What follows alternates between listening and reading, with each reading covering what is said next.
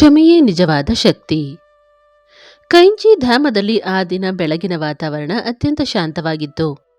ಆಶ್ರಮದ ಸುತ್ತಮುತ್ತಲಿನ ಬೆಟ್ಟಗಳು ಮಂಜಿನಿಂದ ಆವೃತವಾಗಿದ್ದವು.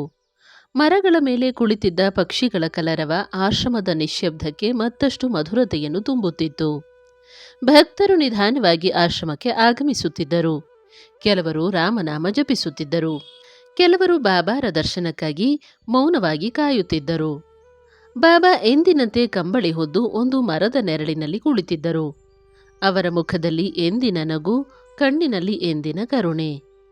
ಆ ದಿನ ಆಶ್ರಮಕ್ಕೆ ಹರಿದ್ವಾರದಿಂದ ಒಬ್ಬ ವ್ಯಕ್ತಿ ಬಂದನು. ಅವನ ಹೆಸರು ರಘುವೀರ್.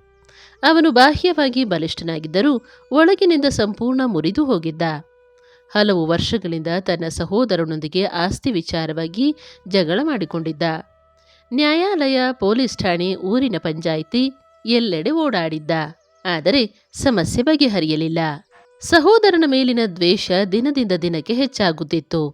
ರಾತ್ರಿ ನಿದ್ರೆ ಬರಲಿಲ್ಲ. ಊಟ ರುಚಿಸುತ್ತಿರಲಿಲ್ಲ. ಹಣ ಇದ್ದರೂ ಮನಸ್ಸಿಗೆ ನೆಮ್ಮದಿ ಇರಲಿಲ್ಲ. ಸ್ನೇಹಿತನೊಬ್ಬ ಹೇಳಿದ, ಒಮ್ಮೆ ನೀಮ್ ಕರುಳಿ ಬಾಬಾರನ್ನು ಭೇಟಿ ಮಾಡಿ ಬಾ. ಅವರು ಸಮಸ್ಯೆಯನ್ನು ಮಾತ್ರ ಪರಿಹರಿಸುವುದಿಲ್ಲ, ಮನಸ್ಸನ್ನು ಬದಲಿಸುತ್ತಾರೆ. ರಘುವೀರ್ ಆಶ್ರಮಕ್ಕೆ ಬಂದಾಗ ಅವನ ಮುಖದಲ್ಲೇ ಕೋಪ ಕಾಣಿಸುತ್ತಿತ್ತು.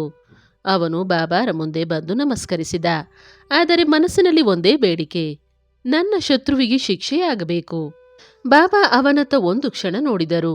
ನಂತರ ಯಾವುದೇ ಪ್ರಶ್ನೆ ಕೇಳದೆ ಹತ್ತಿರದಲ್ಲಿದ್ದ ಮಣ್ಣಿನ ಕುಡಿಕೆಯನ್ನು ತೋರಿಸಿದರು. ಇದರಲ್ಲಿ ನೀರು ತುಂಬಿಕೊಂಡು ಬಾ. ರಘುವೀರ್ ಕುಡಿಕೆಯನ್ನು ತೆಗೆದುಕೊಂಡು ಹತ್ತಿರದ ಬಾವಿಗೆ ಹೋದ. ನೀರು ತುಂಬಿಸಿ ಎಚ್ಚರಿಕೆಯಿಂದ ತಂದನು. ಬಾಬಾ ಕುಡಿಕೆಯನ್ನು ಕೈಗೆ ತೆಗೆದುಕೊಂಡು ಯಾವುದೇ ಕಾರಣವಿಲ್ಲದೆ ಅದನ್ನು ನೆಲಕ್ಕೆ ಬಿಟ್ಟರು. ಕುಡಿಕೆ ಒಡೆದು ನೀರು ಎಲ್ಲೆಡೆ ಹರಡಿತು. ರಘುವೀರ್ ಆಶ್ಚರ್ಯದಿಂದ ನೋಡುತ್ತಿದ್ದ.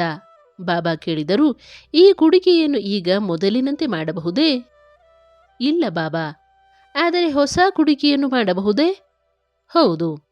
ಬಾಬಾ ಮುಗುಳ್ನಗುತ್ತಾ ಹೇಳಿದರು, ಸಂಬಂಧಗಳು ಹೀಗೆಯೇ. ಕೆಲವೊಮ್ಮೆ ಅವು ಒಡೆಯುತ್ತವೆ, ಆದರೆ ಕ್ಷಮೆ ಎಂಬ ಮಣ್ಣಿನಿಂದ ಮತ್ತೆ ಹೊಸದಾಗಿ ಕಟ್ಟಬಹುದು. ರಘುವೀರ್ ಮೌನವಾಗಿದ್ದ. ಬಾಬಾ ಮುಂದುವರಿಸಿದರು, ನೀನು ಪ್ರತಿದಿನ ನಿನ್ನ ಸಹೋದರನನ್ನು ಶಿಕ್ಷಿಸುತ್ತಿದ್ದೇನೆ ಎಂದುಕೊಳ್ಳುತ್ತೀಯ. ಆದರೆ ನಿಜವಾಗಿ ಶಿಕ್ಷೆ ಅನುಭವಿಸುತ್ತಿರುವುದು ನಿನ್ನ ಮನಸ್ಸು. ಆ ಮಾತು ಅವನ ಹೃದಯವನ್ನು ತಟ್ಟಿತು. ಅವನು ನಿಧಾನವಾಗಿ ಹೇಳಿದ, ಆದರೆ ತಪ್ಪು ಅವನದೇ ಬಾಬಾ. ಬಾಬಾ ನಕ್ಕರು. ತಪ್ಪು ಯಾರದ್ದು ಎಂಬುದನ್ನು ಸಾಬೀತು ಮಾಡಲು ಜೀವನವೇ ಸಾಕಾಗುವುದಿಲ್ಲ, ಆದರೆ ಕ್ಷಮಿಸಲು ಒಂದು ಕ್ಷಣ ಸಾಕು. ಆ ದಿನ ಮಧ್ಯಾಹ್ನ ಬಾಬಾ ಎಲ್ಲರಿಗೂ ಪ್ರಸಾದ ಹಂಚುತ್ತಿದ್ದರು. ಒಬ್ಬ ಚಿಕ್ಕ ಬಾಲಕ ಓಡಿ ಬಂದು ತಪ್ಪಾಗಿ ಬಿಸಿ ಖಿಚಡಿಯ ಪಾತ್ರೆಯನ್ನು ಉರುಳಿಸಿದ. ಕೆಲವು ಸೇವಕರು ಅವನನ್ನು ಬೈಯಲು ಮುಂದಾದರು. ಬಾಬಾ ತಕ್ಷಣ ಎದ್ದು ಬಾಲಕನನ್ನು ತಮ್ಮ ಬಳಿ ಕರೆದುಕೊಂಡರು. ಅವನು ಪಾತ್ರೆ ಉರುಳಿಸಲಿಲ್ಲ. ಅವನ ಭಯವೇ ಪಾತ್ರೆಯನ್ನು ಉರುಳಿಸಿತು. ನಂತರ ಬಾಲಕನ ತಲೆಯ ಮೇಲೆ ಕೈಯಿಟ್ಟು ಪ್ರೀತಿಯಿಂದ ಊಟ ಮಾಡಿಸಿದರು. ಈ ದೃಶ್ಯವನ್ನು ನೋಡಿದ ರಘುವೀರ್ ಕಣ್ಣೀರಾದನು. ನಾನು ನನ್ನ ಸಹೋದರನ ಒಂದೇ ತಪ್ಪನ್ನು ಇಷ್ಟು ವರ್ಷ ಹಿಡಿದುಕೊಂಡಿದ್ದೇನೆ, ಆದರೆ ಬಾಬಾ ಈ ಬಾಲಕನ ತಪ್ಪನ್ನೇ ತಪ್ಪೆಂದು ನೋಡಲಿಲ್ಲ. ಸಂಜೆ ಅವನು ಮತ್ತೆ ಬಾಬಾರ ಬಳಿ ಬಂದ. ಬಾಬಾ, ನಾನು ಏನು ಮಾಡಬೇಕು? ಬಾಬಾ ಶಾಂತವಾಗಿ ಉತ್ತರಿಸಿದರು, ಮನೆಗೆ ಹೋದ ಕೂಡಲೇ ನಿನ್ನ ಸಹೋದರನನ್ನು ಭೇಟಿ ಮಾಡು. ಆಸ್ತಿ ಬಗ್ಗೆ ಮಾತನಾಡಬೇಡ. ಬಾಲ್ಯದ ನೆನಪುಗಳನ್ನು ಮಾತನಾಡು. ಮೊದಲು ಹೃದಯಗಳನ್ನು ಸೇರಿಸು, ನಂತರ ಮನೆಗಳು ಸೇರುತ್ತವೆ. ಕೆಲವು ದಿನಗಳ ನಂತರ ರಘುವೀರ್ ಮತ್ತೆ ಆಶ್ರಮಕ್ಕೆ ಬಂದನು. ಈ ಬಾರಿ ಅವನ ಮುಖದಲ್ಲಿ ಕೋಪ ಇರಲಿಲ್ಲ, ಶಾಂತಿ ತುಂಬಿತ್ತು. ಅವನು ಬಾಬಾರ ಪಾದಗಳಿಗೆ ನಮಸ್ಕರಿಸಿ ಹೇಳಿದ, ಬಾಬಾ, ನಾನು ಸಹೋದರನ ಮನೆಗೆ ಹೋದೆ.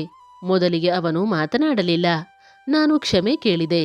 ಸ್ವಲ್ಪ ಸಮಯದ ನಂತರ ಅವನೂ ಅತ್ತ. ಹಲವು ವರ್ಷಗಳ ದ್ವೇಷ ಒಂದೇ ಅಪ್ಪುಗೆಯಲ್ಲಿ ಕರಗಿ ಹೋಯಿತು. ಬಾಬಾ ಮಂದಹಾಸ ಬೀರಿದರು. ರಾಮನ ಹೆಸರು ಜಪಿಸುವುದಕ್ಕಿಂತ ರಾಮನ ಗುಣಗಳನ್ನು ಬದುಕುವುದು ದೊಡ್ಡ ಸಾಧನೆ. ಕ್ಷಮೆ ರಾಮನ ಮೊದಲ ಗುಣ. ಆಶ್ರಮದಲ್ಲಿದ್ದ ಭಕ್ತರೆಲ್ಲ ಮೌನವಾಗಿ ಆ ಮಾತುಗಳನ್ನು ಕೇಳುತ್ತಿದ್ದರು. ಬಾಬಾ ಕೊನೆಗೆ ಹೇಳಿದರು, ದ್ವೇಷವನ್ನು ಹಿಡಿದುಕೊಂಡಿರುವ ಕೈಯಲ್ಲಿ ದೇವರು ನೆಲೆಸುವುದಿಲ್ಲ. ಕ್ಷಮೆಯನ್ನು ಹಿಡಿದಿರುವ ಹೃದಯವೇ ದೇವರ ನಿಜವಾದ ಮಂದಿರ. ಆ ದಿನ ಆಶ್ರಮದಿಂದ ಹೊರಟ ಪ್ರತಿಯೊಬ್ಬ ಭಕ್ತನ ಮನಸ್ಸಿನಲ್ಲೂ ಒಂದು ಹೊಸ ಸಂಕಲ್ಪ ಮೂಡಿತ್ತು. ಜೀವನದಲ್ಲಿ ಎಷ್ಟೇ ನೋವು ಬಂದರೂ ದ್ವೇಷವನ್ನು ಅಲ್ಲ, ಕ್ಷಮೆಯನ್ನು ಆರಿಸಿಕೊಳ್ಳಬೇಕು ಎಂಬ ಸತ್ಯ ಅವರ ಹೃದಯದಲ್ಲಿ ಶಾಶ್ವತವಾಗಿ ನೆಲೆಗೊಂಡಿತು.